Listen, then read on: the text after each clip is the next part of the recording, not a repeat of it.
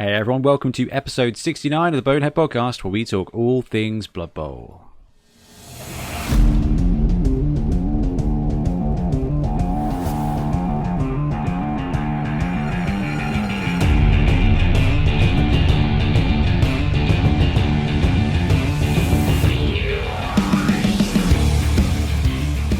Welcome back, I'm Ben, and once again I'm joined by Blood Tithe Ben.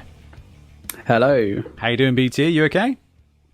Yeah, pretty good. Recovered from Eurovision at the weekend. Oh, Best night of the year. yeah, of course. You're a massive, I don't know what you call Eurovision people. Optimist? Amazing. Yeah.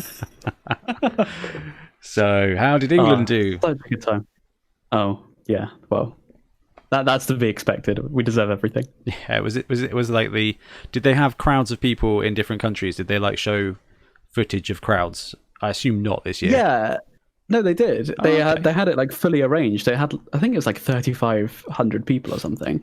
But they had like properly arranged it. Yeah, or maybe 35,000. That seems more likely. But yeah, it had like been like fully arranged, and they said they tested through the wazoo. But they had everyone there. It was cool. So just- It was fun. It was funny to see a live event again. Yeah, man, Like- that must have been crazy, especially if you considered like Yeah. 35,000 UK fans waving their blue passport to the screaming applause of no points, of nil points, which is potentially what the show should be recalled. So Honestly, yeah, such a good time. you get excited about it every year, which is wicked. Like, it's so good. I need to watch. Is there like a Will Ferrell film with about this? Oh yeah. That is actually. It's not a good film, but it's funny. You feel bad for laughing. Like all Will Ferrell films, really, aren't they? They're not like good. The Other They're Guys just. might be a good film. The rest of them, yeah, totally. I mean, I've seen it. You've not seen The Other Guys? Don't think I have. The No. only good Mark Wahlberg film in existence. Bless him. Yeah, Tries. Mark Wahlberg. Have you seen The Happening? The one where he's like running from the wind with Jess from New I haven't That really might, proven my culture here. mate, that might be the worst movie I have ever seen in my life. I've seen some really there's some great bad films. Like The Toxic Avenger is just a terrible movie, but it's so good. But The Happening is just disappointment. And I paid to see it, and it's just awful. It's just really bad. Anyway, so you watched Eurovision. That was wicked. Yeah. Was it a late thing? I mean, Europe is around about the same time zone as us. Yeah, but it's prime drinking time. That's what matters, really. That's what I thought. Well, at least you didn't take a drink every time UK got a point. Very true. Yeah, that would have been a boring night. Just sober. Just got up for work. Just standard. Anyway, Ben, it's Blood Bowl time. So, episode 69, what are we talking about today? Today, we're going to be having a Bretonnia versus Nobility game, see which is truly the best. Our own playstyle will have no influence, I'm sure. We'll talk about some NAF expanded teams and the usual games, hobby, and star players. Absolutely. So we are going to do our very best to answer the question that has plagued mankind since before the dinosaurs. Which team is better? On Fumble, using the 2016 rule set, Bretonnia or Nobility? So Brett's got gonned somehow, some why. We'll talk about that a little bit later on. And the Nobility team that turned up looking very much like it. Like, you know the meme from The Office where there's two pictures and the answer is like the same. Like, it's The same basically picture. that. It's basically the same picture. The Nobility got juiced up a bit, got an ogre. Bretonnia got nerfed a bit. So it's interesting. Now, on Fumble, these two teams do not exist in the same space. At all. Bretonnia only exists in 2016 and the Nobility team only exists in 2020, but we retconned Nobility. The only thing they're missing is running pass, but you know what? I can't see that being used. And it's kind of balanced out by Edge 3 being the same as passing 3+. So we're going to have a brawl. We're going to talk about the two teams and just kind of chew the fat about why Games Workshop retconned it, which does nicely lead on to the fact that Bretonnia was a NAF sanctioned team. It was kind of introduced and curated by the NAF, even though it was on Blood Bowl 2. I'm not sure which way round it was. Was it Blood Bowl 2 or Blood Bowl 1 the Bretonnians was in? Blood Bowl 2. Yeah, I don't think BB2. they're in Blood Bowl 1. And Slan and Khorne have also been graced in the Blood Bowl games and in the NAF expanded teams, and they're eligible for 2020. So I thought we'd have a little chat about those as well. But without further ado, let's move on to Blood Bowl news.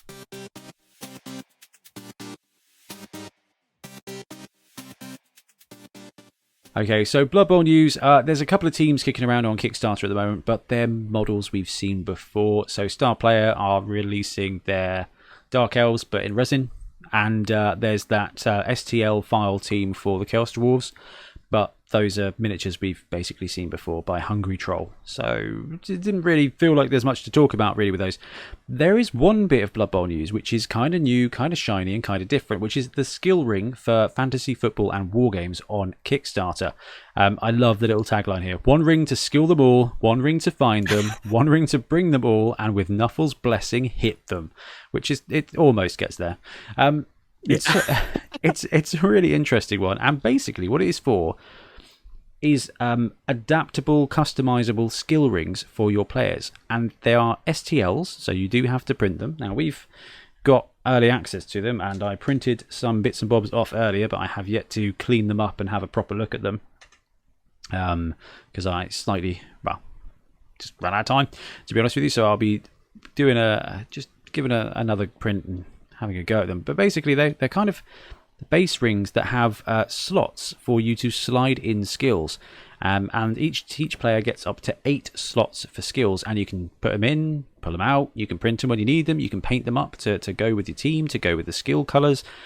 Actually a really clever way to do it, and because of the size you should be able to size them up as well. I think they've actually got 25mm and 40mm base sizes as well. So they do. Yeah, it's really cool. Now, the Kickstarter itself has got loads of videos and stuff like that. We're going to be doing a little video as well for the Kickstarter, hopefully. It is just STL. So what have we done? I've gone in on the £19 one, triple flash. You'll get the skill holder set for the miniatures with 32mm, 25mm and 40mm base sizes and all unlockable stretch goals. And you get every skill. You get numbers, you get different stuff, and it's got settings no matter what type of printer you've got. You're good to go, and it's got a little guide on how to paint it as well. It's a really well put together Kickstarter. What do you think of these, Ben? I think it's really neat. I mean, we've seen stuff like this before, and people try, people and companies sort of have different takes on putting these skills, because it is a challenge to try and identify all these skills. What I like about these is how they stack, so you can get 8 skills on a base room, which has always been a challenge, is to show, when they have lots, how to do that. So I think this is really elegant. It's a really nice solution that I wouldn't have thought of, having them stack on top of each other. So you're familiar with the World Cup a few years ago and how they did those multi-part bases that caused all kinds of carnage and stuff like that. Yeah. I know the language is always going to be a barrier, but I mean, just agree a language and just have these available, and it's going to take a small amount of time to print them out and things. There's always going to be logistical difficulties, but this is a absolutely superb way of doing it. Now, when they are printed, the single layer skills are actually quite small. They're quite thin. I think, but you should just be able to stretch them. I'll have a word with the chap who's running this and just make sure we can get wide ones, because you can see in the pictures there where it's got jump up, mighty blow, works brilliantly. But if you've only got 1, 2, 3 or 4 skills, so for example most tournaments don't let you take more than 1 or 2 skills on a player. Having them be double size is going to make it much easier to see, and I don't know, I think it is very clever, and because it is printable, the cost factor is pretty limited. It took no money to print that one. All right, sure. Yeah. Having a printer is definitely an issue, but if you've got a printer or an access to a printer, this is a really clever way to do it. And the ones they've got on the screen, the one they've got on the Kickstarter, are just printed grey plastic with the actual skill stuff painted. I'm going to be painting the actual skill base up because I want to see what it looks like in black. I want to see if it blends in with the team itself. But I think it's a really clever idea. And immediately, when Triplo, who is basically our He's basically our 3D printer correspondent now. He's like, hey dudes, this is coming up. Immediately, like, we got to get this on the go. I mean, we'll be starting filming YouTube in the next couple of weeks, and the videos, and this could be something that actually works really well for the show. I mean, I love the bases, but we can just print them and we're good to go. Like, I like the Willy Miniatures rubber ones. I think they're good, but this, I think, is going to work just fine. And they've got some cool extras. Sorry. Yeah, no, I'm going to back this and start printing because, I think this is just a really neat solution. Yeah, neat solution. That's pretty cool. That is it for Blood Bowl news at the moment, although got a couple of bits that we need to talk about. Did I tell you I got a dispatch notification from my Vortice Miniatures Khemri team? Oh, that's cool. These are the ones with the sort of souls coming out of them, right? The spirit. Yeah. Although I didn't actually... Ooh, your parcel from Entoyment is on its way and due to be delivered on Tuesday, the 25th of May. Huzzah! War cry. So my Khemri team is finally on the way. The Grebo stuff, like the prize pot box, turned up this week as well. We've got a dwarf team, cool new star players and stuff, which is wicked. And the Vortice team landing would be cool. It's just Norba we're waiting on now, because when their teams land, it's going to be pretty sweet. Their knights are really lovely, and I know the team is technically dead, which is what this episode is sponsored by. It's sponsored by the death of Bretonnia. Oh man, Bretonnia just keeps dying, doesn't it? Died once in Warhammer, died again in Blood Bowl. This is brilliant. Oh, this is actually brilliant. Poor Bretonnia. Oh. Did you get some of the knights from Norba, or did you mainly get the teams? I just went for a bunch of the teams and star players. The knights do look super cool. It's tempting. The knights. What's tempting? However, it's played out well because the knights are taking longer to print, because they've now changed manufacturing to actually printing the whole lot themselves, and their Kickstarter was huge. Like, it was massive. Wow, yeah. I'm going to embarrassingly show off the stack of Kickstarters I'm backing at the moment as we go on here. You can't look at it. That's the first. Is it the first acceptance? What stage of grief is that? Ooh, there we go. Norba Miniatures. 531 backers and €64,000. Like, just nice. Huge and great fun. Like, yeah, I cannot wait for those Blood Bowl teams to land, because they are pretty fun. Anyway, Ben, Blood Bowl news-wise, I think that's everything I've got. Is that everything you've got as well? Yeah, I think so. Yeah, quite a week, but all exciting. Games are starting soon. Oh, yeah, absolutely. And just want to say big thank you to everybody who supports us out there, whether you are just taking part with our content, watching the videos, liking, subscribing, getting involved, sending messages, coming to our tournaments, or one of our wonderful Patreons. Got nearly 100 of them now, which is awesome. So new patrons this week are Nikolai Hansen, Ryhawk, which is a sweet name, Terrell Weber, and Christopher Todd. Big thank you for everybody. Our patrons actually do a lot of work for us, getting involved, picking teams, and helping to choose what content we do. And well, I appreciate it massively, and I appreciate everybody gets involved, especially for Whip Wednesday as well, which is so much fun to see all the carnage that the hobby world is unleashing on everything. It's absolutely awesome. And talking of hobby carnage, let's take a quick break and be back with Hobby.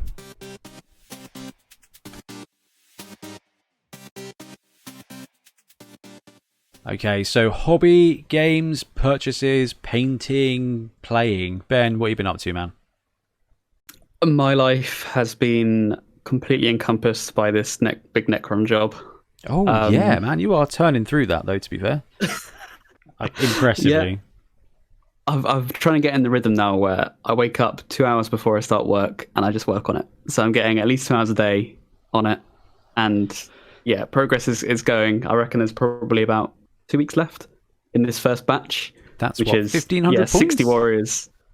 Well, no, just the batch. Actually, I don't know, it's 60 warriors and 20 scarabs. I don't know how many that is. Oh my god, that's like 100 dudes. It's good fun though. It's really fun. I love just storming through troops. They look It's a bit strange like that. fantastic. Are you like a bit perturbed by the character models and stuff like that? Have they got vehicles on the go as well? Yeah, there's a few big things coming. The chaps of course separated them into troops and then elites and then kind of big stuff. But this is the worst of the 3 lots, and it's been okay, so I think it will be alright. Was that because of like, the volume of it? Yeah. This will take the longest for sure. It's like doing all like the basing and stuff takes ages. Yeah. That's all done. You didn't base them? No, I did base them. Oh no! So are you building them as well? I'm building them too. Oh yeah. my god! Yeah, that took actually quite a long time. I think that was it. Building the warriors is what took a long 60 warriors. That is insane. That is an insane amount. Blooming heck, man! You're gonna be burnt out of 40k without even doing your own stuff. Nah, it's all good fun. It's all good fun. But yeah, I'm not even a third of the way through, so I'll probably change my mind in a couple of months. I look forward to you needing a palette cleanse, because when you do the palette cleansing, you do some awesome stuff. Like, I'm not saying this isn't awesome stuff, but like I've seen you go through this before where you're like, oh yeah, done with this. I'm just going to go paint something different to chill, and then you go and discover a new technique and just like it's. I'm looking forward to that stage. You and Ian Warhammer Hannam are the same in that regard. You like do a great project, then just go do something completely different, and I might have to find something to give to you to just palette cleanse. Oh, there's that spaceship Kickstarter that everybody would have seen I've backed coming soon as well, so that could be cool. That'll work. Get you playing some Engage. Now we've got Club again. Absolutely. Oh, talking of Club is back open now, so Wobble. We had our first night, our first reunion, where we had 10 people there, which is cool, socially distanced, spaced out and everything. How did you get on? Yeah, it was good. Played some Warcry with Ian and Pete. Yeah, it was first time I played Warcry. I've been looking forward to playing it all the way through lockdown. And yeah, it was first game, and yeah, it's a really solid game. A really quite light game, but yeah, just super solid and a really good skirmish game. I was really impressed by it. Simple, easy to pick up, but really fast as well. So you could easily get quite a few games in a night. What team did you run? Is it the armored dudes or your cool dudes? Yeah, I ran the Iron Golems in that. Yeah, and that was what this is what my package that's going to be delivered tomorrow is. It's going to be the I can't remember what they are, but I did share it out on social media. One warband. It's the guys from the Realm of Light with fancy hats. Oh my gosh, what are they called? I like the description. Here we go. Cypher Lords. There we go. Yeah. I had a look at how they play and stuff, and the style's is pretty cool. The Warcry stuff is really awesome though. But there's 30 different war bands, and I do not trust Games Workshop to be remotely balanced. And it's weird, like Blood Bowl not being balanced doesn't matter at all. But I think if you're going to be playing a game, you need to know that you're going to be able to play the game. And I have my worries with Warcry, so that's cool. So yeah, I'll be building up and painting that. You've got a game of that. I managed to get 2 games of 7s in against Richard, which was awesome. Got the Nobility, actually. I'm halfway through painting the Marienburg Minotaurs. They're very nearly there now, which is cool. And I got to run them in 7s, so I got to run Nobility in 7s for potentially the first time. Ironically, I've played Bretonnia in 7s several times. Ran the Ogre build, Ogre Thrower, 2 Blitzers, and I won 2-1 in one game and lost 2-1 in another against Dark Elves. And yeah. Wow, that'll happen. Yeah, we blitzed through our first game and it got to like 9 o'clock. I was like, well, I've still got about an hour. Do you want another 7s game? I was like, yeah, that'd be great. I'm very up for that. Nice. So yeah, got to sort of chill out, play 2 games of 7s. It was cool. It was nice to. It's always good to play people, but it was good to get some dice out on the table. It was a bit weird playing in person, but it soon goes away. Yeah, it is weird. I didn't really know what to do, like how to interact with people. Yeah. Like, what are the social customs we've grown up learning? How do you do this again? I know it's weird. But seeing the board was like, oh yeah, like I don't know. There was just something about it that I did not take long to come back to me. But at first I was like, this is unusual, but wicked. Like great to first time I got the new sevens pitch out as well. It's much smaller than I thought. It's like from getting it, opening it, and then actually putting it out and playing it, it's perfect size, I think. And the Warcry board, pretty much perfect size as well. So that's cool. We've got some good games coming up. I'm skipping this week because Tiff and I are going out for dinner and cocktail night, which would be cool, down the road. So that's tomorrow night. That'll be really good. And we've got Wednesday booked off to just have a hangover. So I'll be doing Witch Wednesday this week, potentially hungover. So that'll be interesting. So you'll have to forgive me for that one, but that'll be quite cool. And then we got our Fumble games in for the league, didn't we? You did today. Yeah, played just an hour before we recorded. Played against Ian Triplo. It was a 3-1 win to Ware. Yeah, this Ware team are spiraling out of control. I'm loving it. It's I like it starts off. I keep thinking they're like pretty balanced. I think we even said that on the podcast. Just like Ware seem pretty good, pretty balanced. Like they could be a real team, but then seeing them level up, you kind of realize why they're not. I think those people who say necromantic should have 4 werewolves. Like they should not. Yeah, 4 werewolves is just many werewolves. It's crazy. They have super easy access to blodge, and I got one with the strength up, and that is just game over because it's really hard to stop them. This team is very oppressive with the speed, and then 4 blodging werewolves and 2 bears. You got 2 strength 5 without loner. It's pretty messy. Yeah. Potentially 1 too many werebears, but I mean your TV is up 1570 now, Ben. That's probably the biggest team you've ever had. It is the biggest I've had, yeah. So they're not dying.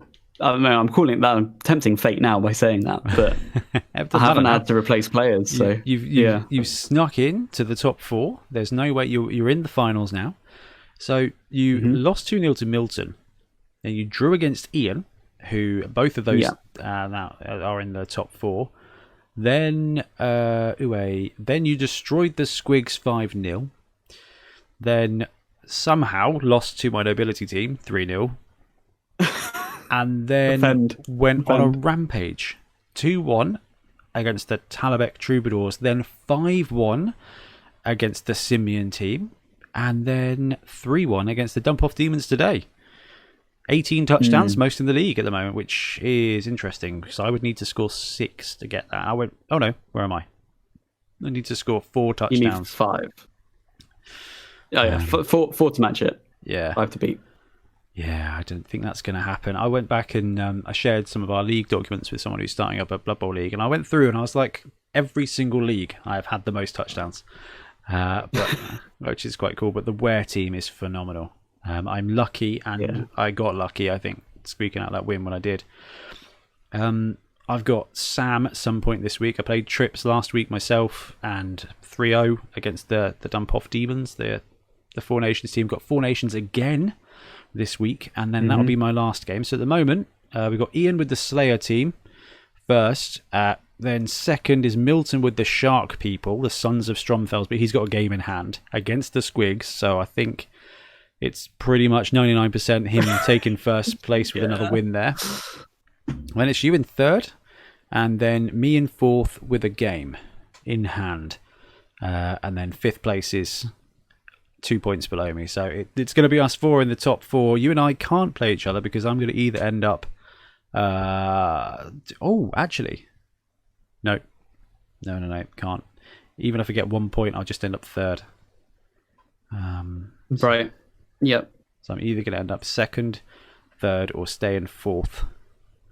None of those mean that we can play until we meet each other in the finals, obviously. Yeah, that would be what happens. Honestly, though, you're going to be playing against either the Slayer team or the Shark team. You drew with the Slayer team 1-1, and you lost to the Shark team, but I think it was a lot closer than it looked. I actually think, even so, my chances are better against the Sharks now. Now my team has leveled up, and I've got 2 strength 5s, and then my Wolves have blodge. Yeah. I think I can fight them.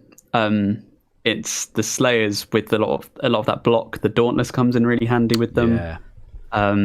There's some real nasty players on that team, so I'm I think they'd be hoping more of an overall challenge. you play the Slayers and kill them, like shred them. That would be awesome. I think I'd rather play the Sharks as well, but that's only because I got fared pretty well against them last time. And the only reason I lost to the blooming Slayers is because I didn't realise that Juggernaut overrid Stand Firm. So I just positioned, I was like, I own the sidelines, and then did not at all.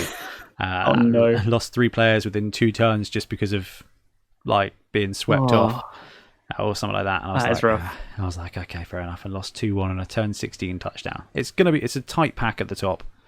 I like it, and I'm definitely. Yeah, it's been a great fun league. It's nice. I'm happy that it's coming to an end though, especially as our league will be starting in 3 weeks as well. A proper tabletop 2020 league. Ooh, it's all coming. It's all returning. Looking forward to it. And then going to run the Nobility. you're taking the Nobility. Fantastic. Yeah, that's why I'm looking forward to this game today, because Not to foreshadow, but are you running the same roster? Do you reckon? I did make it the same roster. Yeah. That's cool. That is cool.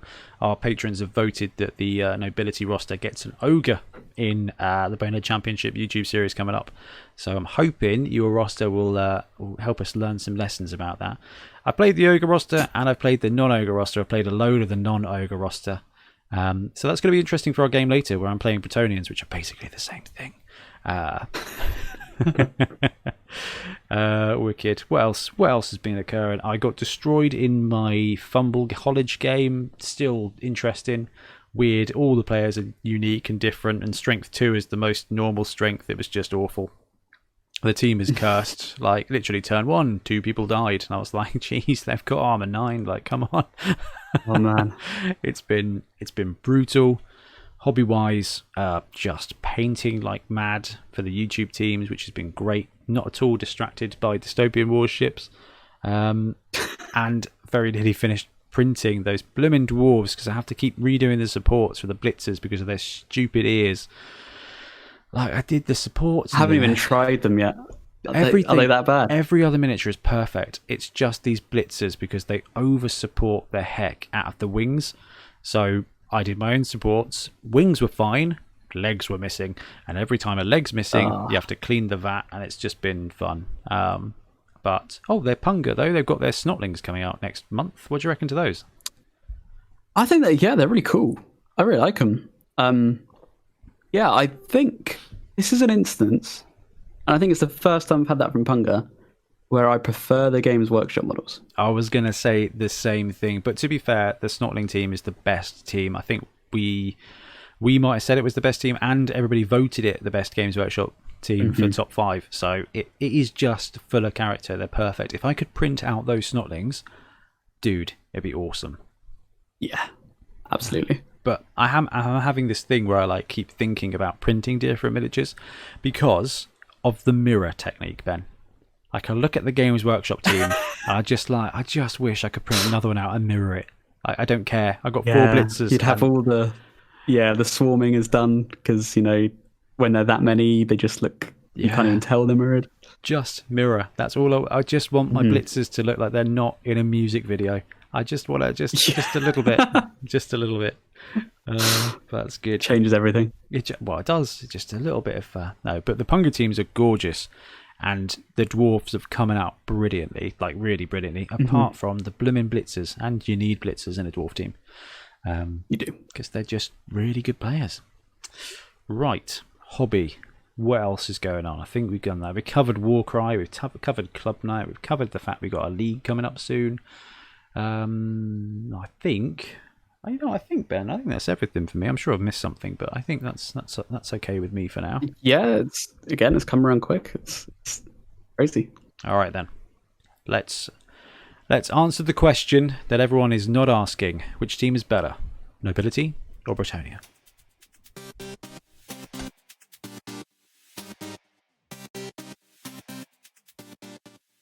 So, before there was Nobility in Blood Bowl 2020, there was a team that played very similarly. and that was the Bretonnian team. The Bretonnian team either got introduced by the community and then went into Blood Bowl 2, or the other way round. There's Khorne, there's Slann, and there's Bretonnia, and they all have this weird history of being involved by the community and with the Cyanide games. So they've always been, I say always, for a decade or more, they've been a part of the Blood Bowl team roster list lineup. But they've never kind of been formally sanctioned by Games Workshop, except like in the olden days where they had like Blood Bowl magazine team rules and stuff like that. They never had a team produced for them. So they never kind of fit in their in the canon. So Bretonnian didn't appear, and then when the Nobility team came out on the My Dugout app, it kind of had that vibe. And then when the 2020 roster landed, it was very similar. So what we'll do is we'll just talk through the Bretonnian lineup. Their linemen, movement 6, strength 3, ag 2, which is ag 4+ in 2020 land. Armor 7, which is armor 8+ in 2020, with fend for 40k normal and a general, compared to the Nobility linemen, which are 45k, 6, strength 3, ag 4+, armor 8+, fend for 45k. So basically, same positional. Cheap lineman, bad armor, bad agility, but with fend. Then the Nobility team has got the bodyguards, whereas the Bretonnian team had yeomen, who are move 6, 3, 3, 8, which in the new world would be movement 6, strength 3, ag 3+, armor 9+, and these guys started with wrestle. The Nobility, exactly the same, but they also get stand firm, and they both had general and strength on a primary skill access. The bodyguards went up significantly in price, though, from 70k and the yeoman to, what are they, 90k now, the bodyguards? Yeah. 90k. I mean, makes sense. It's 20k for stand firm. Yeah, I mean, 20k for a skill. That's reasonable. But would you? Yeah. That's one you didn't choose. No, normally you get that kind of discounted, don't you? Yeah, you do normally. If the bodyguards had been 80k, that would have been brilliant. Yeah, probably too good actually. Yeah. Talking of players that are too good, this is the one that hurt Bretonnian players. So they used to have blitzers, which were 0 to 4, movement 7, strength 3, ag 3, 3+, armor value 8, armor 9+, block, dauntless, and catch with general, agility, and passing on normal for 110k. The Nobility team has blitzers who are movement 7. They are still strength 3, ag 3+, armor 9+, with block and catch, but they lost dauntless. And did they stay the same price? Or did they get a bit cheaper for the nobles? They went up by 5k. No, down by 5k. They're 105 versus 110. The blitzers are 105. That's a weird value. Yeah. See, again, that doesn't line up brilliantly. And 4 blocking dudes at movement 7 down to 2, but the Nobility did get 2 extra positionals. They got an ogre, straight up ogre stats, and they got the thrower, move 6, strength 3, ag 3+, passing 3+, with running pass and pass. So they get a thrower role. Basically, the Bretonnian roster as it was transferred over, got stand firm on the yeoman, dropped a couple of blitzers, got some throwers instead, and gained access to an ogre. Rerolls, interestingly, stayed the same at 70k. So you can obviously see the similarities in the two teams. Ben, I think you played a few games with Bretonnians. I did, yeah. I ran a few games on Blood Bowl 2, just to sort of get an idea of what they were. And I really enjoyed them. I think I got quite lucky with the teams I played, because I played against like Chaos and Orcs and things, where the Dauntless really comes into play. But then it's a double-edged sword, because the Nobility lack that. And it does make me think they're really going to miss having that skill. I have found those blitzers to be fantastic players. But yeah, Dauntless makes some really good brawlers. But moreover than that, just having 4 is so much better than 2. I know that is a really dumb thing to say, but all strong teams, 4 blitzers, humans, orcs, dark elves. These teams have a solid amount of combat, And it's interesting because this team, the Bretonnian team and the Nobility team, still has access to 6 players with combat skills, whether it's wrestle or block. But block is an offensive, damaging and defensive skill, whereas wrestle's kind of like half block in effectiveness. So it's interesting. Now, I played a bunch of games with Bretonnians in 7s and absolutely flipping loved it because it was just 4 blitzers, 4 yeomen, 4 blitzers, 4 linemen, and it's just wicked. Plus, just the idea of having knights on the Blood Bowl pitch is really cool. And I was going through my favourite images the other day looking for something I'd saved, and I came across a Nobility blitzer with a knight's helmet. And I was like, dude. Amazing. Dude, and I've got a sprue here with some blitzers. Like, I'm just waiting to do that. But basically, the question was asked, why did they change to Nobility instead of Bretonnian? Bretonnian are tier 1, Nobility have been ranked at tier 2. It's interesting. So what Ben and I are going to do now is we're going to bust it out on the Fumble pitch. Now, this is using 2016 rules, but it's as close as we can get because we thought we'd give it a go. So we're going to play the game and we're going to stick it on the end of the show. So if you want to listen to the match, because we got a lot of good feedback last time we did that when we played our Ware versus Nobility team. And I promise we'll do a better job of talking through what we're doing. Fair shout, given that it is a podcast, but we'll stick it on the end. So we are going to go play our game now and we'll be back immediately with our afterthoughts. We're going to just chew the fat on the difference of the teams. And I'm intrigued. So Ben, you're going to be running which team? I'm going to run Nobility. All right. I tell you what, before we start the game, let's have a cheeky look at your team. Love a good Nobble. So this one comes in bang on 1,000k. What are you running, Ben? I'm running an ogre because I think if you have an option to take a big guy, you should. So this build, this team is expensive, so you don't really get all the toys, and their rerolls at 70k are also really expensive. So it's a 2 reroll build with an ogre, 2 blitzers, 2 out of 2, 2 bodyguards, 2 throwers, and then 4 linemen. So yeah, this one you can take a lineman and have some cash left over to maybe get another bodyguard if you're running it in a league. But I quite like this because the jump from having a lineman to a thrower is a huge one. You get an extra edge and you get a skill that you get another pass basically. And armor, it's just a huge upgrade. So that I kind of like the best 30k in Blood Bowl. That I think, yeah, like genuinely, like 1 more agility, 1 more armor, and all right, bend is useful, but only in certain circumstances. Love it. All right. That's good. I like that. I'm going to go and run with Bretonnia for life. We've gone full blitzer here. Nobody goes full blitzer. 4 blitzers, 2 yeomen, a bunch of linemen to take me up to 11 players, and 3 rerolls. That one takes me to 990. So we've got 4 block and 2 wrestle against 2 block, 2 wrestle, and a strength 5. It's going to be a bit of a brawl, this. We're going to see Dauntless versus an ogre in this situation. I just realised that. We will. And that's good. That's good. Okay, Ben, how are you feeling about the game? What's your score prediction? Oh, I think Bretonnians are going to wipe the floor. I think you're already a better player.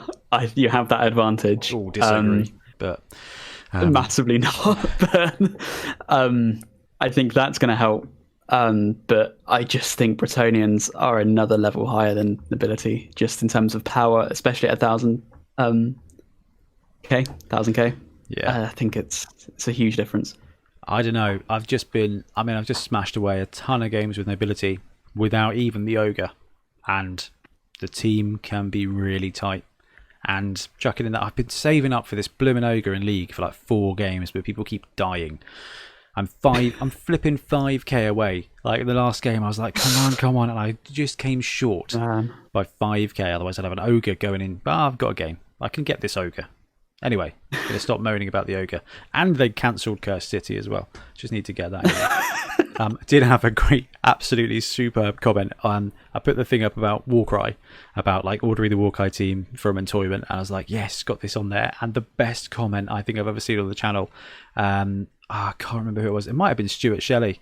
Just put it on there and was like, great, now that you've started Warcry, please don't start a podcast for it or Games Workshop will cancel it. Which I thought was awesome because, sorry, there is a small chance that we cancelled Curse City by being too excited about it. So yeah, Warcry, enjoy it while you can because it's about to end. So, all right, Ben, let's play the game. Let's do it.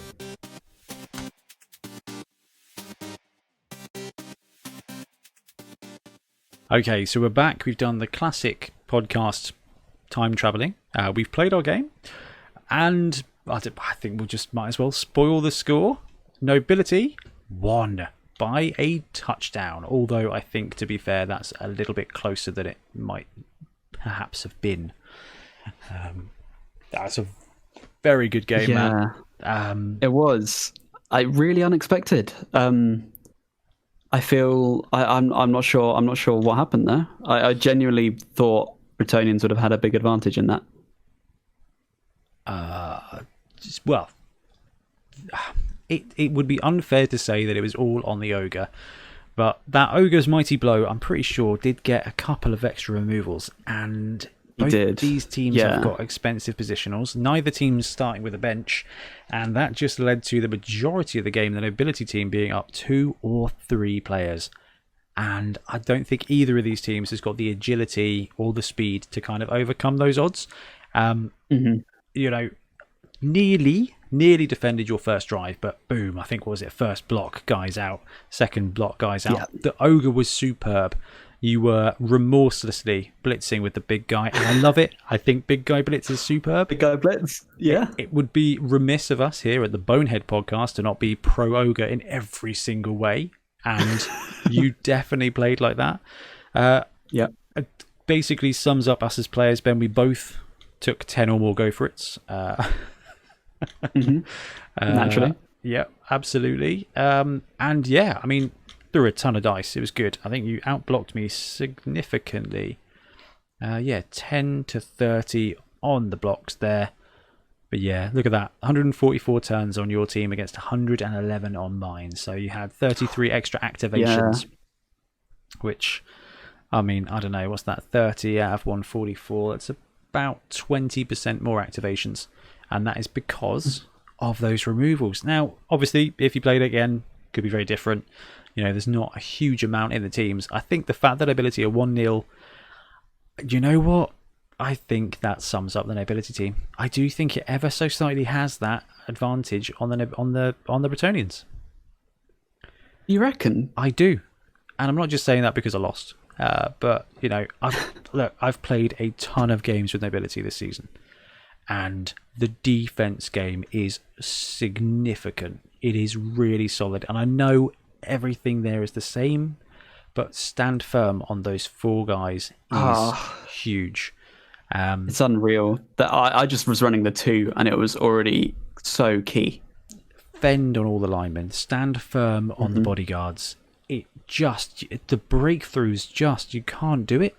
And I think that gives them advantage, and then you can drop that hammer with the ogre. And because you're fending and standing firm, there's no breakthroughs. So that movement 5 is fine, and that ogre is in the combat. You know, it's going to fail 1 or 2 boneheads a game, and that's okay, and it did.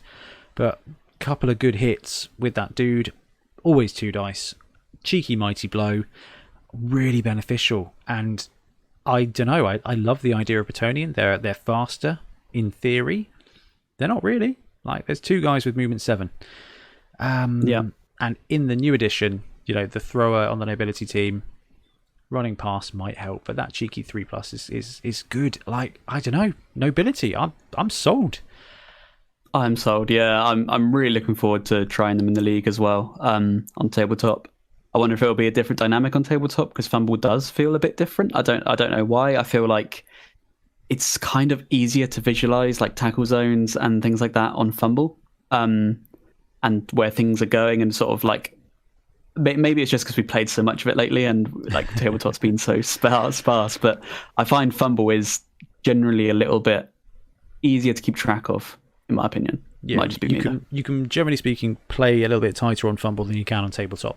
I mean, not from looking at the way I played the Bretonians, but you know, a couple more hot dice roll there, and I would have been all right. But the thing is, like, I was down 2 players, so 9 against 11, and I could get a good 2-die block once per turn, 2-die blitz once per turn, but I couldn't go anywhere from it because stand firm and fend just really stuck you in the mud.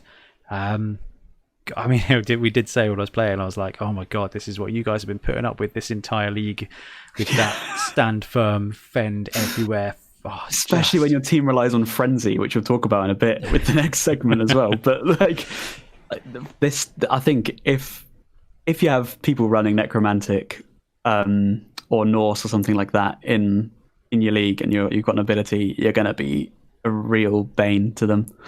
I think, yeah, it really shuts down those plays when they rely on it. I know frenzy isn't a skill you see often compared to our league that we're playing on Fumble, but it can really. I mean, frenzy's there to create openings, right? And this team is just nope. Shuts all that down. Your roster with the 2 throwers and 2 blitzers and an ogre, I mean, sure, that's 5. That's still 6 players that've got stand firm or fend. Majority of the time, in the ability, because the linemen are cheap, they're 45k. Right, they're not the cheapest by all means, but they're cheap enough for you to be able to buy an extra one after the very first game. You're going to have the ability to just drop a thrower onto your bench and play an extra fend piece, and then you're going to have your 1 thrower on the pitch, your ogre, your 2 blitzers, 4 stand firm bodyguards and fend. And it's going to be a real significant grind. And then that's where Mighty Blow makes such a difference. It's because these teams, both these teams, armor 7, your armor 8+, cheeky bit of Mighty Blow really creams through it. Ogre paid off in this situation, and I think going head to head, I should have played tighter with the Bretonnians. I was trying to play faster, but that was because I didn't have the numbers. I'd already lost, and that movement 5, strength 5 Mighty Blow piece was breathing down my neck, because any block made with an ogre against this team can be fatal, and losing another lineman would have been really bad. And yeah, really good. I mean, I like Bretonnians. I like them in the olden times, but stand firm on the bodyguards is massive, and I think that does make up for not having Dauntless on the night. Like, I think it kind of I think it kind of does. It's a different play style. Bretonnians can afford to be a little bit more punchy. It's just the control. It's very strong. I love it. That was great. That was really good. I'm glad we played that through. I would love to play again because I think we could do it differently. But Nobility are just so fun because they're not auto win. You have to either side. It just feels fair. It never feels unfair. It's like I'm going to get slowed down, but I'm not going to get murdered. But that ogre actually does pile on the pressure as well, and you're not missing anything because even though it doesn't have stand firm or fend, it has strength 5, which is which is potentially better. No, that was wicked. Right, groovy. Guys, do let us know what you think of Nobility replacing Bretonnia in standard Blood Bowl. You know what? I think it is time to move on from Brett's because the Nobility team's got more positionals, it's got more variants. It's a bit more interesting. It is a bit more interesting. Wicked. And I think it's time to talk about some more interesting teams.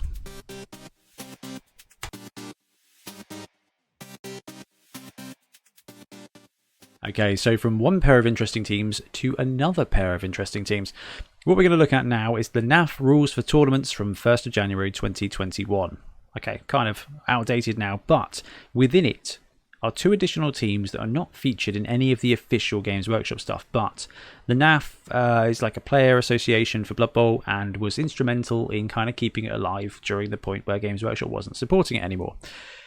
Within this document are 2 teams that were dropped from the canon. Now, Bretonnians were dropped from the canon, but because they were so similar to Nobility, they've left them off. They said, right, Bretonnians, there's no point in having both because they play so similarly.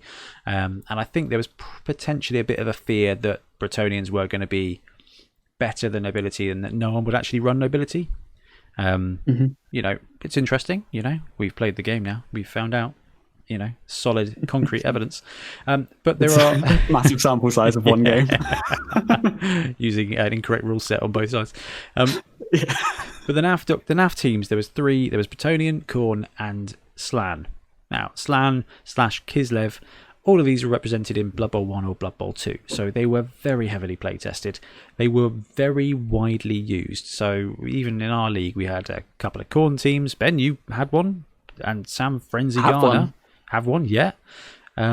and Craig's got a Slan team. I've now got a Slan team, and they're all teams that are actually really interesting. So the NAF has provided rules that, to be fair, are pretty well balanced and give you a very different way of playing. So what we thought we'd do is we'd talk through these two teams that don't feature in the Games Workshop things, and just talk through why they exist, what's great about them, whether there should be other teams included in the future, and actually just the fact that in basically every Blood Bowl tournament that is involved with a NAF, you are going to see two completely unofficial teams, and it's interesting, and that we'll come to that at the end. So the first one here is the Khorne team, Ben, the Demons of Khorne. Blood for the Blood God. The frenzied fans of the Khorne God demand blood for their dark god, and the players are happy to give it to them, often by launching opponents off the pitch to be sacrificed by the crowd. Uncontrollable rage turns Khornate players into virtually unstoppable blitzers, making the sidelines very dangerous indeed. The Lord of Rage blesses the team with his demons, including the most feared monstrosity in Blood Bowl, the Bloodthirster. Khorne demands carnage, and if a few touchdowns should perchance be scored, all the better. So the Khorne team is the frenzy team. Now, Ben, Blood Tithe is a Khorne thing. I feel like this team probably spoke to you a little bit. It did. I really like this team. There are bits on this team that annoy me, and I think could be reworked a little bit. But it's still a really fun team to use. Should we talk about the players? Let's go for it. Take it away. Okay. So your linemen on the Khorne team are pit fighters. They are 60k humans, essentially. But they all have frenzy to start with. So all of your linemen, your guys who are meant to, just be solid, they all have frenzy, so they often remove themselves, which is extremely Khorne. General skill access only. So yeah, they're not. And secondary is agility and strength. Then you get 0 to 4 bloodletter demons, which are 80k. They're also like humans, but they lose an armor. Armor 8+, so 6, 3, 3+, 4+, 8+. Now they have horns, juggernaut, and regeneration. So basically, chaos beastmen with regen and juggernaut. So yeah, these guys are really cool on the blitz, and these notably don't have frenzy. They're the only players on the team without frenzy. So what I found on this team are these the ones who do the ball stuff. So if you want to pick up a ball, yeah, you want to blitz through and you don't want to be next to a tackle zone afterwards. Yeah, these guys are super key. The armor 8+ does make them a little bit more vulnerable, but regen does help them stay in your roster, so you don't have to keep replacing them as often. They also have general agility and strength, all on a primary skill. So gas. You can really. Yeah, you can really build these guys how you want, and then passing secondary as well. On top of that, you have 0 to 2 Khorne Heralds. Then 90k, 6, 3, 3+, 5+, 9+. So you get the armor back, but you lose a passing. These guys are like elite bloodletters. They have frenzy, horns, and juggernaut. So horns and juggernaut like the demons, but you lose regen and you gain frenzy with general strength on primary. So these guys are basically like your blitzers. I've tended to use them as like guard pieces. I can't remember actually if bloodletter demons had strength access normally. Previously they must have done. Yeah. I think all the demons had strength. Yeah, I think you're right. But frenzy, horns, and juggernaut makes these guys real meaty blitzers. You're frenzying on a 4+ with juggernaut, so you're all that issue I was saying, where you have frenzy against stand firm and stuff. Fend, does it go through fend? Juggernaut? Oh man, I think fend supersedes it. I'll check the rules. Yeah, it definitely goes through stand firm and wrestle. I believe it goes through. Oh goodness. Okay, I can't remember. But basically, these guys just when you need to break through and clear a path for your bloodletters. These guys are the ones to do it. They're quite expensive. But you probably want them. I prefer to take the bloodletters over the heralds, personally. They tend to be a little bit better for what you want to do. Now, the king is the Bloodthirster. You get one. He's 180k. He's the most expensive big guy in the game. Yeah, he is, isn't he? Oh yeah, definitely. Yeah. I was thinking, is he more than Death Roller? Yeah, he is.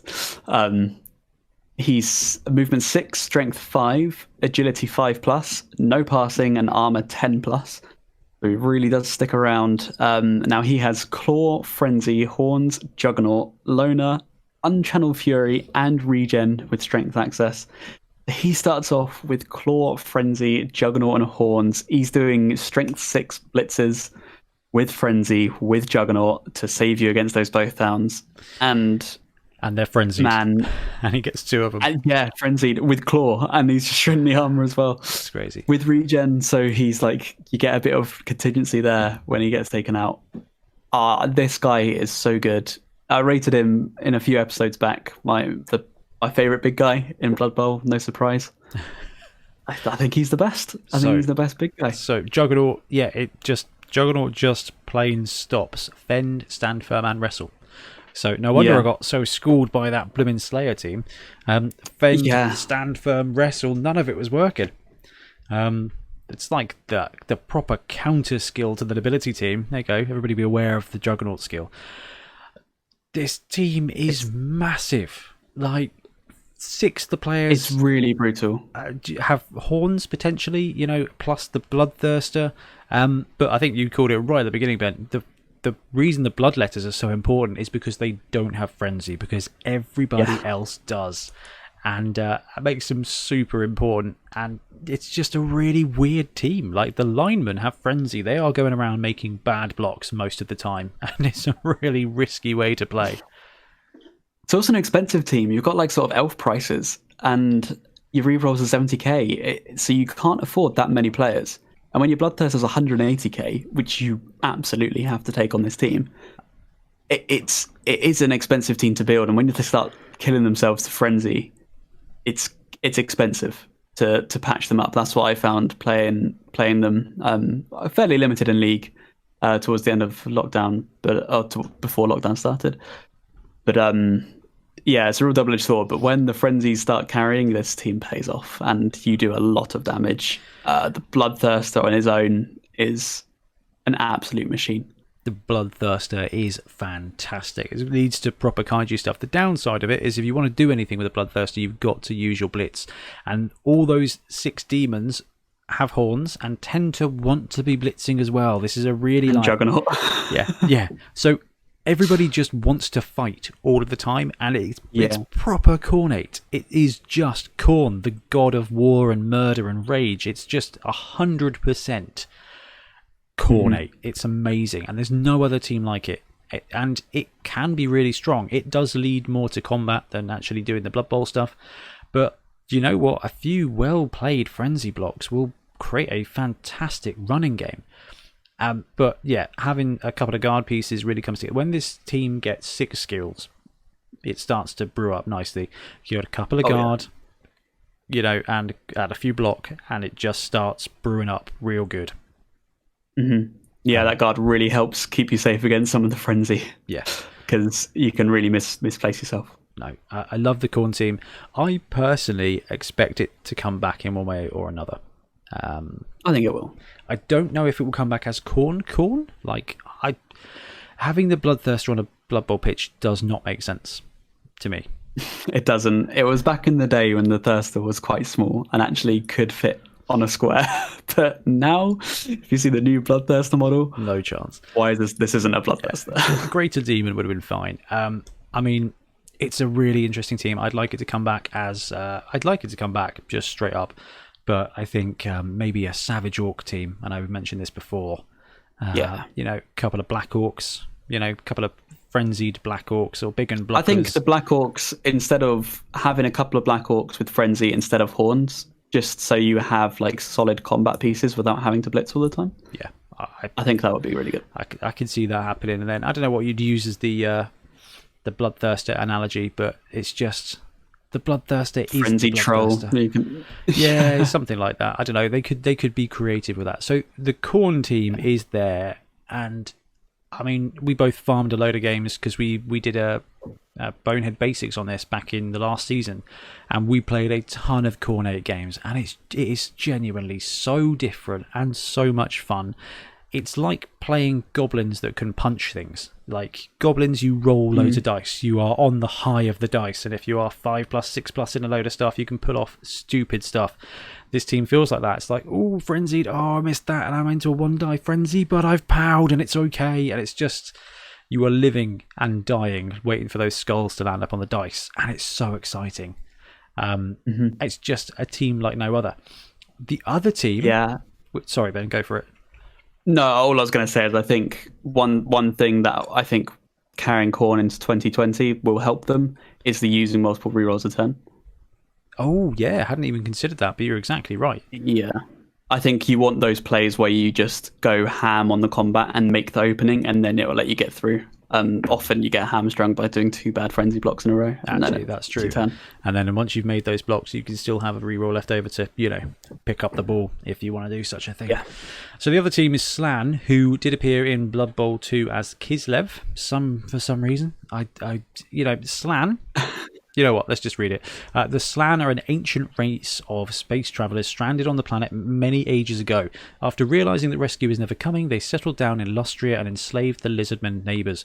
While most Slann prefer to become fat and lazy while reptilian thralls do their bidding, a few of the younger generation still enjoy a bit of Blood Bowl. The Slann have no passing game to speak of, but their ability to leap, dive and intercept are second to none. So this Slann were in Blood Bowl from almost the very beginning, but they were frogmen. They then turned into Slann mages in Warhammer Fantasy Battle and became the big frog wizards that are now featured in the art of the actual Blood Bowl rulebook. So I don't think we'll see Slann come back. However, Games Workshop does like doing throwbacks. We've got a Zote. I can see them doing a Slann team. And this team is all about leaping. Now, leaping got riggedy wrecked, son, in this edition due to -1s for everything. Do you have a birthday between the 1st of January and the end of the year? -1 to leap. So, basically, the team is weird. Let's just talk it through. So, 0 to 16 linemen, 60k a pop. Human lineman stats, 6'3", 3+ ag, 4+ passing, 9+ armor. That is a good stat line. For 10k... they come with pogo stick and very long legs. Now, pogo stick means you can leap just using your agility with no modifiers, and very long legs actually gives you a bonus to leap, which won't count, but also a bonus to deflection and intercepting rolls. So, like they said, you get a bonus for that. Basically, your linemen, 3+ leaping places. Catchers are some of my favourite positionals in this game. I love them. They're not great, but they are good. If you roll well, they're very exciting. 0 to 4 of them, 80k, movement 7, strength 2, ag 2+, 4+ passing, 8+ armor, diving catch, pogo stick, very long legs. So these guys also leaping around, but on a 2+. A diving catch gives you +1/+2 catch with an accurate pass, so they're catching on 1+, which is pretty tasty. And that very long legs with agility 2+ makes deflecting and intercepting also very tasty. General and agility on these, getting dodge on them early works really, really well. 0 to 4 blitzers. Now they're called blitzers, but they're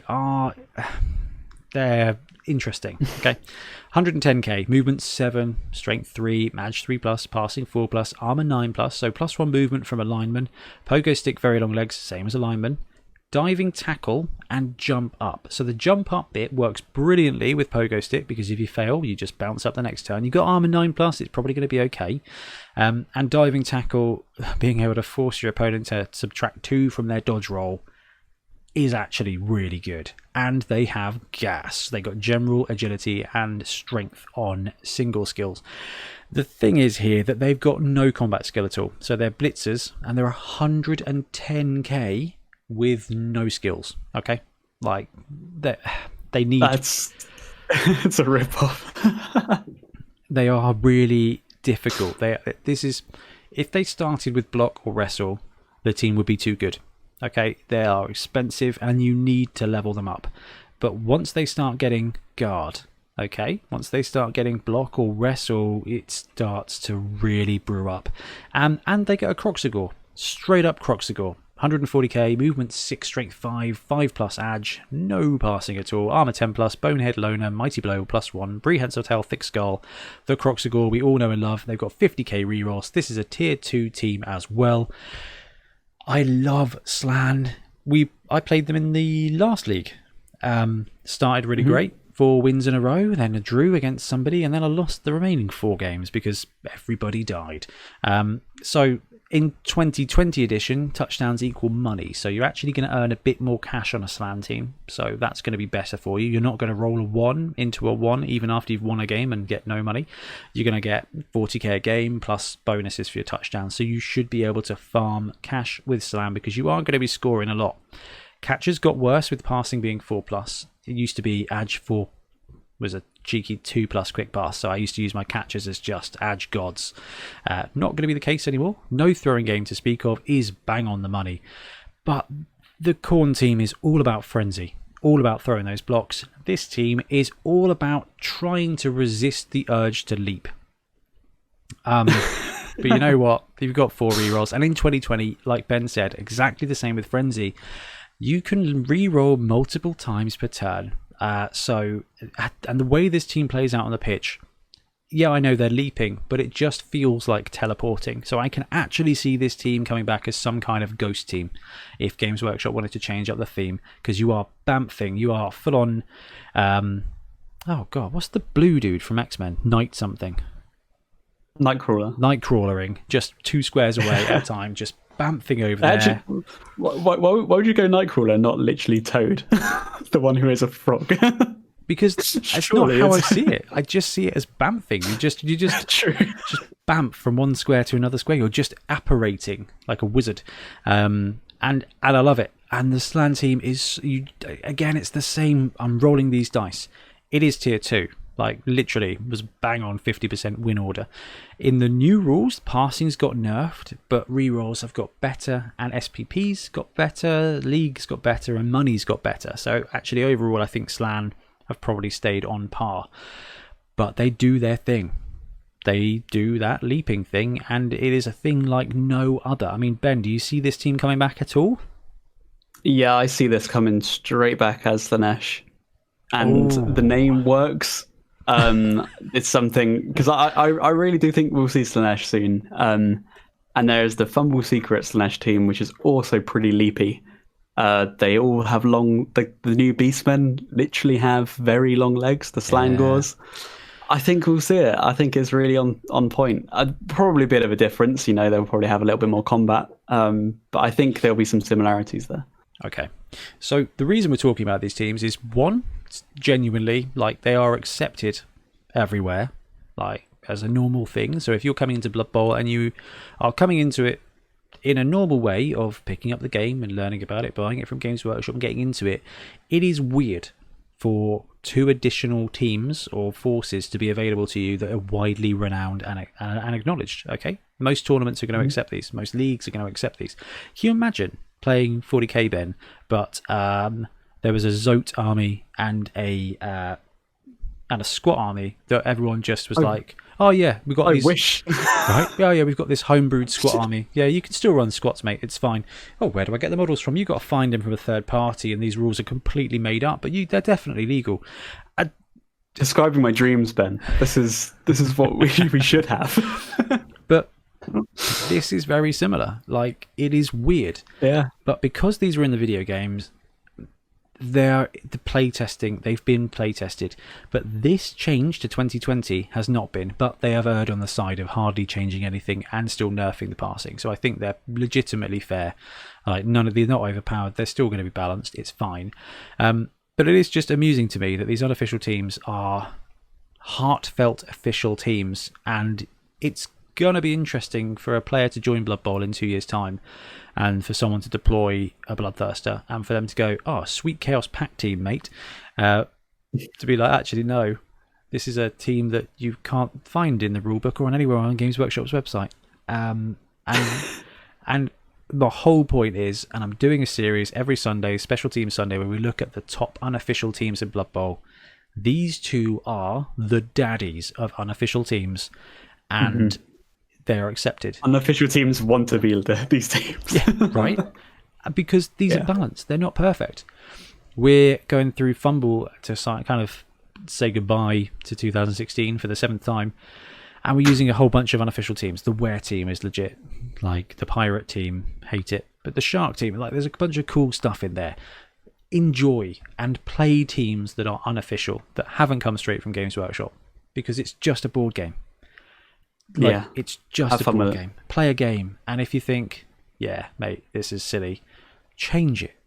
Like, it's fine. Like, competitive, all right, we've got to agree on stuff, but if you're in a league, just have a squig team, have a Slaanesh team, and if after a season it seems a bit overpowered, nerf it. If after a season it doesn't seem legit, boost it up a bit.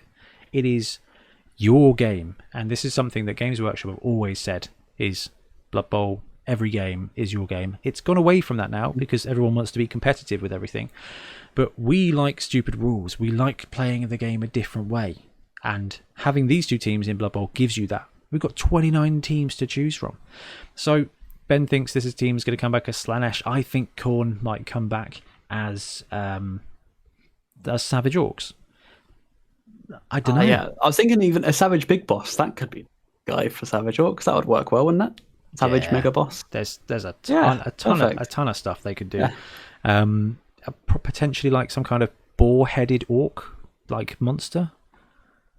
Oh yeah, to get the horns in there. I don't know if the claw really works out. I don't know. There's maybe an amble. Maybe it could be this new AOS faction. Of mud people. I don't know. Or they could just go.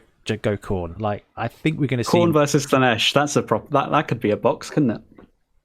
That's the rivalry of the ages. Yeah. There you go. That's these two teams in there, and this is really just a shout out to say these teams are unofficial and everyone accepts them.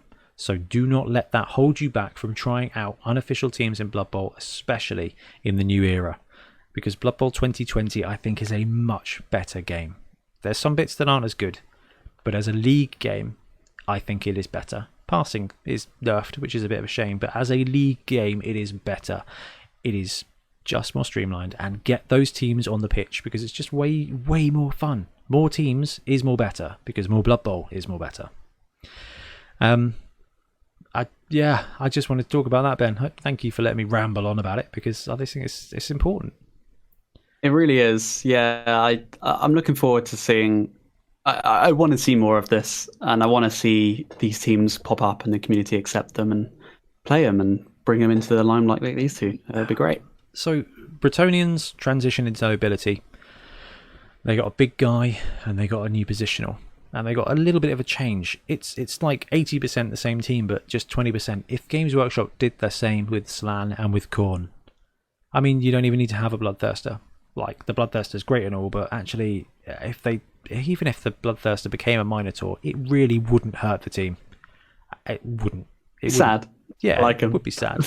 But, I could see them running with this. I can see them taking that roster and just tweaking it a bit, whether it's updating the theme, getting rid of these awful blitzers on the Slann team. It's they're not that bad. Yeah, give them some Chaos Warriors and make them Slaanesh. There you go, problem solved. Boom, job done. It's going to be interesting to see what happens next. So, Blood Bowl wise, Ben, nothing was on the previews, was it? So we are hopefully in a period of homeostasis where we can start playing League, trying out the teams, and just experiencing things. So we're going to wrap up the show for now. It's the 24th of May, and League is going to start in 3 weeks tomorrow. So excited. So especially after the Nobility game that you're about to watch or listen to. Listen to on the end of this podcast. Yeah, that's got me real hype for playing Nobility and League. Very excited. If you want to play any more games on Fumble with the Nobility, man, let me know because they are. I think I would take up on that. They're addictive. Fun team. They're addictive. Yeah. And when your first thrower gets accurate, Ben, you are going to love it. I know that's what you're shooting for. Actually play. Yes, I know that's what you're shooting for. But yeah, and then Ian will kill it because that's what happened to mine. I had 2 throwers. One got leader. One got accurate. I was like, yeah, accurate. I can finally. He's dead. I still haven't. It's a tough road to hoe. It's definitely tier 2, but it is a different way, and it's just a new challenge. I love it. Love it a bits. Anyway, we'll wrap up the show now. Ben, thank you ever so much for joining me to talk some Blood Bowl nonsense. Thank you. It's always a pleasure. And thank you for the game that, like you said, everyone is about to potentially listen to now. In fact, what I'll do is I'll put it on a separate podcast so that you can just ignore it if you don't want to listen to it. That's probably the best way to go. Yeah. All right, guys, thank you so much for joining us and talking to Blood Bowl. We'll catch you again next week. Happy blocking.